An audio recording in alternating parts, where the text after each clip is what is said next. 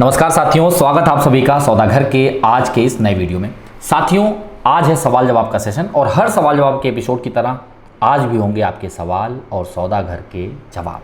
साथियों, वीडियो शुरू करने से पहले आप सभी से ये आग्रह रहेगी कि सारे सवाल के आंसर को सुने, क्योंकि हो सकता है कि जो लोगों ने पूछा है उससे मिलते जुलते सवाल आपके हों, और अगर पसंद आए तो वीडियो को लाइक करने में जा ही क्या रहा है, हमें प्रोत्साहन मिल जाएगा। और अगर आप चैनल सब्सक्राइब करके बेल आइकन प्रेस करेंगे तो आपको work progress, infra development, real estate के तमाम रिव्यूज़, चाहे लोकेशन रिव्यू हो चाहे प्रोजेक्ट रिव्यू हो, ऐसी तमाम चीज़ें जो है न्यूज़ सेशन के साथ साथ मिलती रहेंगी। तो आप न्यूज़ से जो है अपडेटेड रहेंगे और हम आपके प्रोत्साहन और आशीर्वाद को लेते रहेंगे। चलिए आगे बढ़ाते हैं। और जो पहला सवाल है ये है उमेश निमादे जी का। इन्होंने लिखा है NA और R प्लॉट में क्या डिफरेंस है, इन्वेस्टमेंट के लिए कौन सा प्लॉट अच्छा रहेगा, यदि महाराष्ट्र के बाहर रहकर पुणे में इन्वेस्ट करें तो क्या ठीक रहेगा, क्योंकि मुझे डाउट है कि प्लॉट कोई कब्जा ना कर ले या फ्रॉड ना हो जाए। कोई अच्छा सा NA प्लॉट बताएं इन्वेस्टमेंट के हिसाब से। तो देखिए उमेश जी, आपने एक सवाल में कई सवाल रखा है, इसे मैं एक अलग अलग हिस्से में बांट के इसका जवाब देता हूँ। आपने कहा है NA प्लॉट और R प्लॉट में आखिर फ़र्क क्या है। देखिए सीधी सी बात है, इसको बेसिक समझ लीजिए। जब कोई एग्रीकल्चरल प्लॉट को जो है नॉन एग्रीकल्चरल किया जाता है, यानी कि उसे कॉमर्शियल या रेजिडेंशियल पर्पज से यूज किया जा सकता है, जब इस तरीके का टाइटल चेंज होता है तो उसे NA प्लॉट कहते हैं। अब ये किया कैसे जाता है, जब कोई सेती ना विकास जोन यानी कि एग्रीकल्चरल नो डेवलपमेंट का जो कोई प्लॉट होता है, खासकर ये जो है सिटी से लगे हुए हिस्से जो हैं, जैसे एक समय हुआ करता था वाघोली के आसपास या हिंजौड़ी के आसपास आपको देखने को मिल जाते थे, तो वहाँ पे क्या होता है, मिनिमम क्राइटेरिया है कि 25 एकड़ लैंड पार्सल होना चाहिए। पहले ये 100 एकड़ हुआ करता था, बाद में जो है इसमें रूल में रिवीजन किया गया और अब जो है 25 एकड़ मिनिमम होना चाहिए, जिससे कि आप सेती ना विकास जोन के लैंड को नॉन एग्रीकल्चर पर्पस के लिए कन्वर्ट करा सकते हैं। तो अब ये रही बात कि अगर 25 एकड़ पूरा होगा, लैंड टाइटल क्लियर होगा, तब आप उसे अप्लाई करेंगे। उसके लिए जो पेमेंट करने होते हैं, रेवेन्यू पे करना होता है, वो सब पे करेंगे।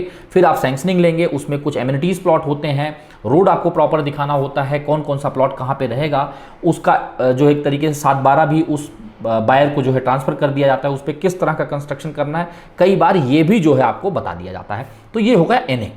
अब आप कहेंगे यही तो R भी होता है। नहीं, जब जो है कोई क्षेत्र विकसित होता है और उसे कॉरपोरेशन में ले लिया जाता है, या फिर वो अगर गांवठान एरिया के आसपास है, यानी कि वो जो गांवठान सेंट्रल कोई भी, जैसे कोई भी एक गांव आप ले लीजिए, उसके 2 किलोमीटर के पेरीफेरी में जो लैंड है उसे रहिवासी जोन कहा जाता है, यानी कि वो रेजिडेंशियल जोन है, उसमें आप रहने के लिए कंस्ट्रक्शन कर सकते हैं। लेकिन हाँ, वो कंस्ट्रक्शन करते वक्त भी आपको ग्राम पंचायत को इत्तला करना पड़ता है। कई बार क्या होता है कि देखते हैं कि सिटी में वो एरिया पूरा मर्ज हो चुका है जो लगातार विकसित हो रहा था, और अब वहाँ पे एग्रीकल्चर रिलेटेड कोई काम नहीं हो रहा है, तो उस पूरे लैंड पार्सल को R जोन जो है कन्वर्ट कर दिया जाता है, यानी कि ये रेजिडेंशियल जोन हो गया है। उसमें भी कई एमिनिटीज़ प्लॉट, कई जो है कॉमर्शियल प्लॉट भी मेंशन कर दिए जाते हैं, उसका नया DPR आ जाता है, नया मैप बन जाता है। लेकिन इसका मतलब ये नहीं कि वो प्लॉट आपने लिया और तुरंत कंस्ट्रक्शन कर लीजिए।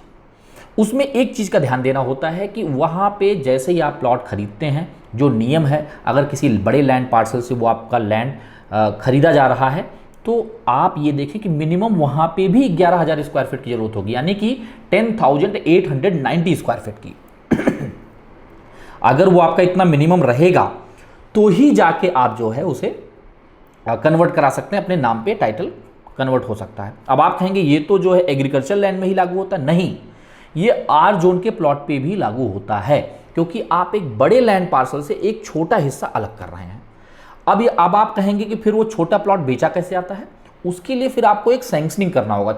मान लीजिए 1 एकड़ का प्लॉट है, आपको पहले उसका प्लान बनाना होगा। उस प्लान को आपको रेस्पेक्टिव डिपार्टमेंट से, कॉर्पोरेशन में है तो कॉर्पोरेशन, PMRDA में है तो PMRDA से आपको सैंक्शनिंग लेनी होगी कि इस तरीके से आप वहाँ पे एमिनिटीज़ देंगे, इस तरीके से रास्ते रहेंगे और इस तरह का प्लॉट बेचेंगे, तब उसके छोटे हिस्से को आप बेच सकते हैं।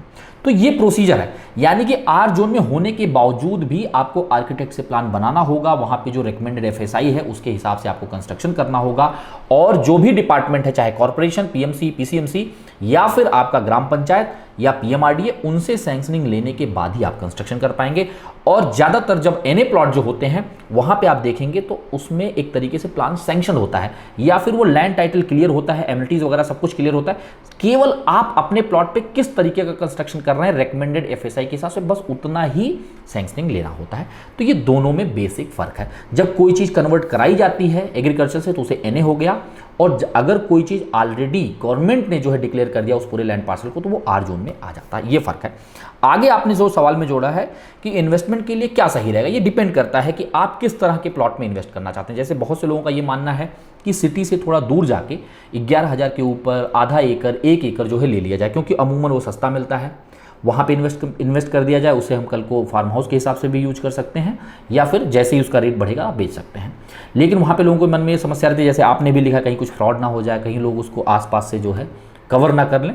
लेकिन अगर आपका टाइटल क्लियर है, डॉक्यूमेंट क्लियर है, तो वहाँ पे समस्याएं नहीं आती हैं, आप उसे कवर कर सकते हैं। कोशिश करें कि अगर आप सिटी के दूर ले रहे हैं तो वहाँ पे जो है वो कुछ गेटेड कम्युनिटी हो, भले वहाँ पे आधा आधा एकड़ दिया जा रहा हो, 1-1 एकड़ दिया जा रहा हो। गेटेड कम्युनिटी होगा तो आप जैसे कई लोग होंगे, वहाँ पे प्रॉपर मैप बना होगा और आपके लिए निगरानी करना आसान हो जाएगा।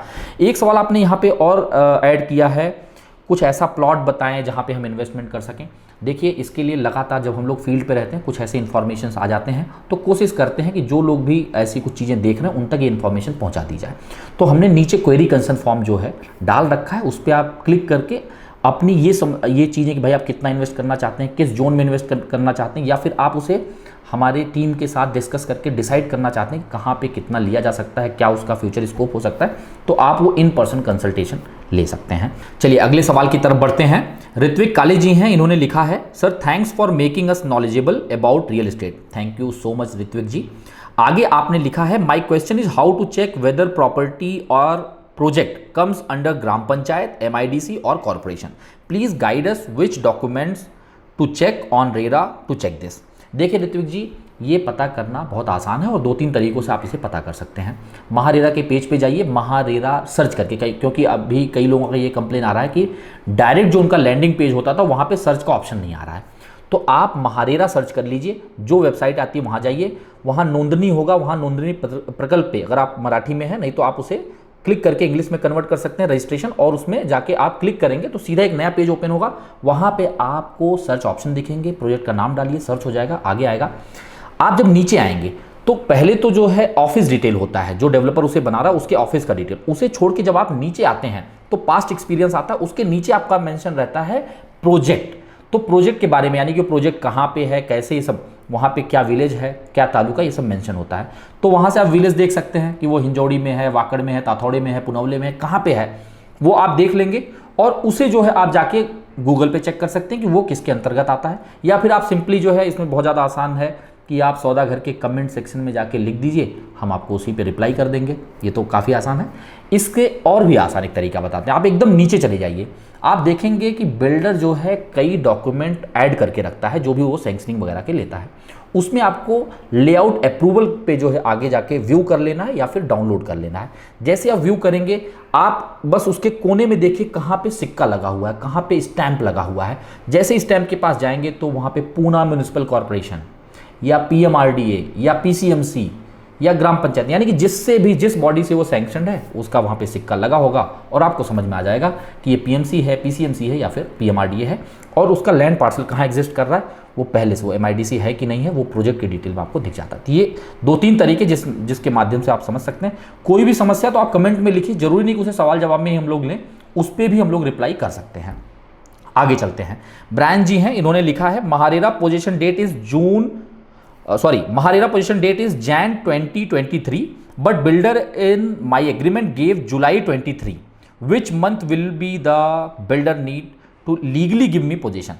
देखिए, एक चीज़ तो यहाँ पे क्लियर कर दें ब्रायन जी कि जुलाई 2023 जो लिखा हुआ है वही फाइनल डेट माना जाएगा। लेकिन आप कह रहे हैं महारेरा में जनवरी 2023 है, ये संभव नहीं है। हो सकता है कि उसमें जो ऊपर का महारेरा नंबर हो, क्योंकि कई बार क्या होता है जब वो महारेरा पे अपना पोजीशन अपडेट करते हैं तो ऊपर तो दिख जाता है, लेकिन जब आप नीचे देखेंगे तो वहाँ पे बिल्डिंग वाइज जो है महारेरा पोजीशन डेट वही पुराना वाला ही दिखता है। तो जो अपडेटेड डेट है वो वहाँ पे आपको ऊपर ही दिख जाएगा, या फिर हो सकता है कि इन्होंने अपडेट के लिए डाला हो, वो जल्द से जल्द अपडेट भी हो जाएगा। क्योंकि कोई भी डेवलपर ऐसा नहीं करता कि वो एग्रीमेंट में ज़्यादा टाइम लाइन लिख रहा है और महारेरा पे कम, लेकिन आपके लिए महारेरा पोजीशन डेट मायने तो रखता है, लेकिन अगर एग्रीमेंट में कोई चीज़ लिखी रही है तो वो ज़्यादा उसी के बेस पे आप फाइट भी कर सकते हैं, क्योंकि महारेरा पे वो तो लगातार अपडेट करते रहते हैं। मान लीजिए आपके महारेरा में जो है जुलाई 2023 है और अगर उससे ज़्यादा डिले वो करते हैं तो आप कंपनसेशन के लिए महारेरा का दरवाज़ा खटखटा सकते हैं। आगे चलते हैं, अमित जाधव जी हैं, इन्होंने लिखा है, हेलो सर, मेंटेनेंस कारपेट के हिसाब से क्यों लिया जाता है? 3 BHK और 1 BHK दोनों एमिनिटीज़ तो इक्वल यूज करते हैं, 3 BHK का रेट भी 1 BHK से ज़्यादा होता है, फिर मेंटेनेंस भी ज़्यादा पे क्यों करें? It should be equal for all. देखिए, अच्छा सजेशन आपका अमित जाधव जी कि सबके लिए बराबर होना चाहिए, और बहुत सी ऐसी सोसाइटीज़ हैं जिन्होंने फिक्स जो है मेंटेनेंस कर रखा है कि 3000 हर किसी को देना है, 2000 हर किसी को देना, चाहे वो 2 BHK हो, 1 BHK हो या फिर 3 BHK हो। लेकिन मैक्सिमम सोसाइटीज़ में इसे स्क्वायर फीट के हिसाब से ही पकड़ा जाता है। अब कारण क्या है? कारण आप समझ लीजिए। अगर आप प्रॉपर्टी टैक्स को समझिए, प्रॉपर्टी टैक्स जब आप देते हैं तो उसका बेस किसे बनाया जाता है? बेस बनाया जाता है कि आपका कारपेट एरिया कितना, आपके फ्लैट की साइज कितनी है, और जब आपने उस प्रॉपर्टी को ली थी तो उस समय उसका रेडी रेकनर क्या हुआ करता था, उसी को एक फंडामेंटल बेस बना के फिर उस पर सारे कर को निर्धारित किया जाता है, चाहे वो जल कर हो, चाहे डेवलपमेंट कर हो, या फिर जो गार्बेज कलेक्शन वगैरह, तो उसी पे सब कुछ जो है कलेक्ट करके फिर आपका जो है टोटल बनता है। उसी तरीके से सोसाइटी भी क्या अडॉप्ट करती हैं कि आपका कारपेट एरिया कितना। अब जैसे थोड़े से एग्जांपल से आप समझिए, 1 BHK में एक बेडरूम है, एक हॉल है। मान लीजिए अगर उसमें बहुत ज़्यादा लोग रहना भी चाहेंगे तो 3 से 4 लोग रह पाएंगे, और अगर कोई परमानेंट एक फैमिली रहना चाहिए तो एक ही फैमिली रह सकती है। हाँ ठीक है, उसके यहाँ गेस्ट बीच बीच में आ सकते हैं, नंबर बढ़ सकता है, लेकिन लगातार उसमें एक फैमिली रह सकती है। लेकिन अगर 3 BHK उनके पास 3 बेडरूम है, यानी कि 3 फैमिली रह सकती है, पेरेंट्स रह सकते हैं, बच्चे रह सकते हैं, या फिर हो सकता है 2 भाई भी रह सकते हैं, तो उनकी पूरी फैमिली यानी कि हर एक रूम में रह सकती है। यानी कि सीधे तौर पर 3 BHK में रहने वालों की संख्या ज़्यादा हो सकती है कंपेयर टू 1 BHK। अब भले हो सकता है कि दोनों फ्लैट में नंबर ऑफ पीपल सेम रह रहे हों, ऐसे कई बार सिचुएशंस आ सकते हैं, लेकिन 3 BHK में रहने वालों की जो संख्या है वो बढ़ सकती है, उसमें स्कोप है क्योंकि उनके पास स्पेस है। तो इस हिसाब से उनके यहाँ गार्बेज भी ज़्यादा निकलेगा, उनके यहाँ पानी का कंजम्पशन भी ज़्यादा होगा, और ज़्यादा लोग हैं तो ज़्यादा यूटिलिटी यूज़ होंगे, चाहे वो एमिनिटीज़ हो, चाहे वो लिफ्ट हो, चाहे तमाम चीज़ें, उससे जो आपका कॉमन मेंटेनेंस कॉमन एरिया है उसका मेंटेनेंस बढ़ेगा। इसलिए 3 BHK का ज़्यादा रहता है और 1 BHK का कम रहता है। मैंने कहा कि कुछ ऐसी सोसाइटी जरूर हैं जहाँ पे इक्वल, एक बार सोसाइटी फॉर्म होने के बाद इक्वल मेंटेनेंस लिया जाता है, लेकिन सही यही है कि जितना बड़ा स्पेस उसी प्रोपोर्शनेट में उनका उतना ज़्यादा मेंटेनेंस होना चाहिए। हाँ, आपका ऑब्जेक्शन इस पर हो सकता है कि हम लोग तो कम ही रह रहे हैं, भले हमारा 3 BHK है, फिर हमसे क्यों ज़्यादा। तो देखिए, उसमें अगर सोसाइटीज़, जैसा हमने कई वीडियोस में ये चीज़ पॉइंट आउट किया है कि अगर उनका सेपरेट वाटर मीटर भी लगा दे, जैसे कि इलेक्ट्रिक मीटर है, तो लोग जो है पानी भी समझदारी से कंज्यूम करेंगे, और जो जितना कंज्यूम कर रहा है उसका उतना पैसा देगा, क्योंकि मेंटेनेंस में सबसे बड़ा जो हिस्सा है वो पानी का ही खर्च है। गर्मियों में देखिए, अभी तो बरसात चालू हो गई है, अगर आप गर्मियों में देखें अमूमन तो सबसे ज़्यादा जो कंजम्पशन आपका होता है वो पानियों का होता है, और सोसाइटीज़ ने मोर देन 80% जो खर्चा है वो अपने वाटर कंजम्पशन पे किया हुआ है। आगे चलते हैं, मयूर पाटिल जी हैं, इन्होंने पूछा है, hi sir, thanks for your useful information. Thank you so much Mayur ji, अपना आशीर्वाद ऐसे ही बनाए रखें आप लोग। At the time of booking sales team ने पार्किंग के लिए 1.5 लाख रुपये एक्स्ट्रा लिया, फिर ईमेल में कॉस्ट शीट भेजा with 1 covered parking, but cost sheet में पार्किंग चार्जेज मेंशन नहीं किया था, and in agreement they mention 1 parking space. Now at the time of possession they are providing semi covered parking because covered is not available. They are giving 2 lakh as goodwill gesture. Actually I am not satisfied with the size of parking and what they have committed at the time of booking. What should I do? Should I go in RERA? But it will take time. What is your suggestion on this? देखिए मयूर जी, इसमें कई सवालों को आपने एक साथ add किया, फिर भी इसका जवाब देते हैं।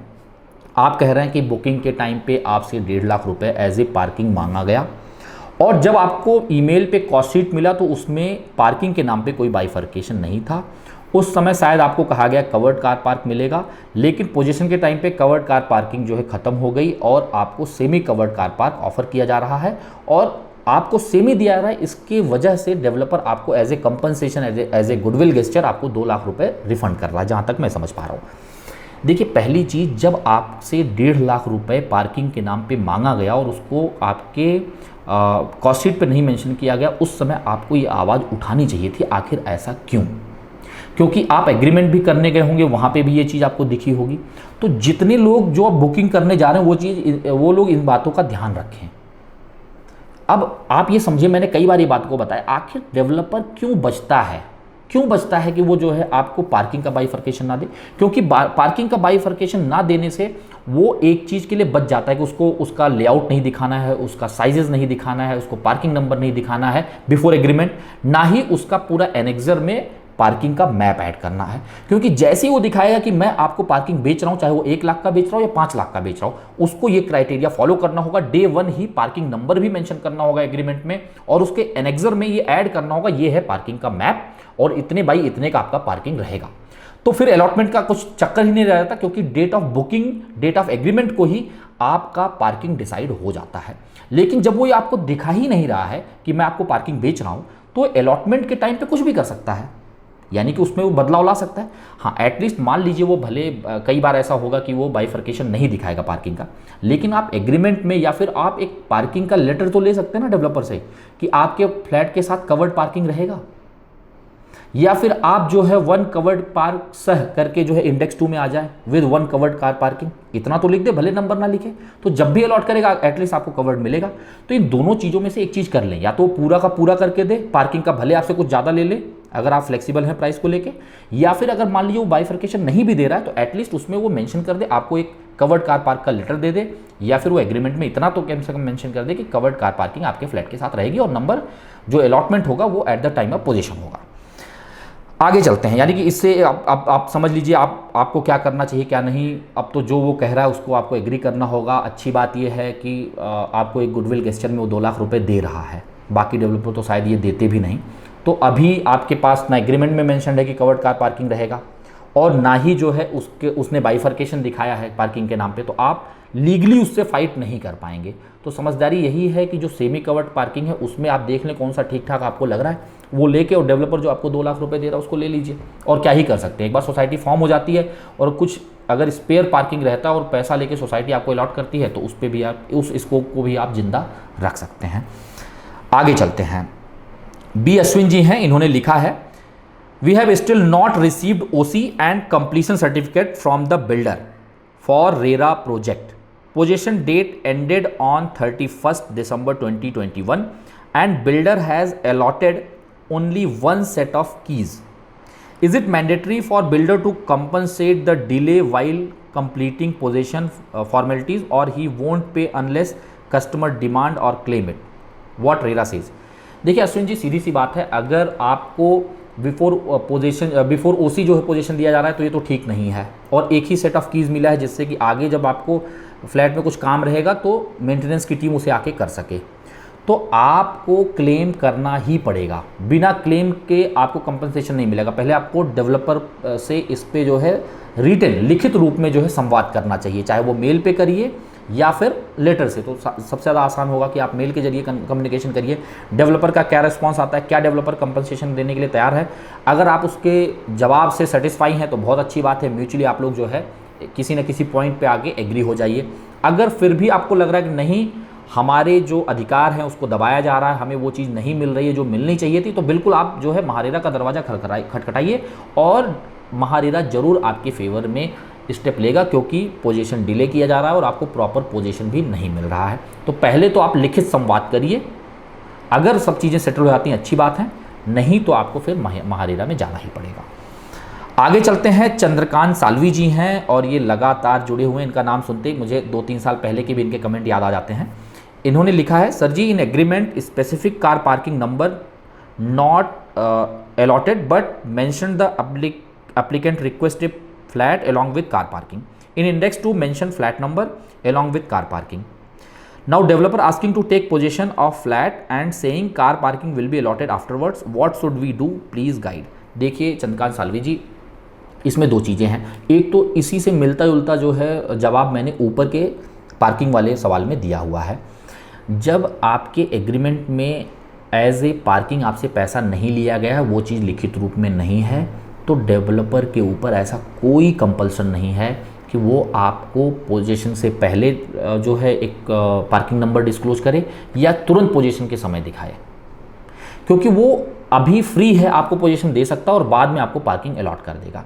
लेकिन वहीं जैसे मैंने पहले ही बताया, अगर आपको एग्रीमेंट के टाइम पे ही वो वहाँ पे मेंशन कर देता कि पार्किंग आपको वो बेच रहा है, तो वहीं पे चीज़ें क्लियर हो चुकी होती, क्योंकि आपको नंबर भी मिल चुका होता, उसका लेआउट भी उसमें अटैच्ड होता और आपको कोई दिक्कत नहीं होती। तो आपके पास कम से कम ये चीज़ है कि इंडेक्स 2 पे मेंशन है, जो कि ऊपर वाले सवाल में जिन्होंने किया था उनके केस में ये चीज़ नहीं थी। तो आपको तो लिखित रूप में लिखा गया इंडेक्स 2 में भी और एग्रीमेंट में भी है कि आपके साथ कवर्ड कार पार्किंग रहेगी, बस उसका नंबर नहीं है। तो थोड़ा वेट कर लें, वो आपको पार्किंग कवर्ड मिल जाएगी, क्योंकि शायद ऐसा हो रहा हो कि पोजीशन जैसे जैसे लोग आ रहे हैं उनको देते जा रहे हैं, फिर एक साथ वो पार्किंग अलॉट कर देंगे। पर हाँ, डेवलपर से आप इस मसले पे एक बार रिटन कम्युनिकेशन करके रख लीजिए, जिससे आपको सेफर हैंड, एक तो एग्रीमेंट में है तो कुछ बहुत ज़्यादा दिक्कत नहीं है, लेकिन सेफर हैंड आपके पास कुछ एडिशनल जो है डॉक्यूमेंट भी रहेंगे, और डेवलपर आज की डेट में आपसे उसके बारे में क्या कह रहा है लिखित तौर पर वह भी आ जाएगा। आगे बढ़ते हैं। रविराज घोघाले जी हैं, सॉरी अगर आपका नाम मैं कुछ गलत प्रोनाउंस कर रहा हूँ। Hello, nice and informative video series, thank you so much Raviraj ji.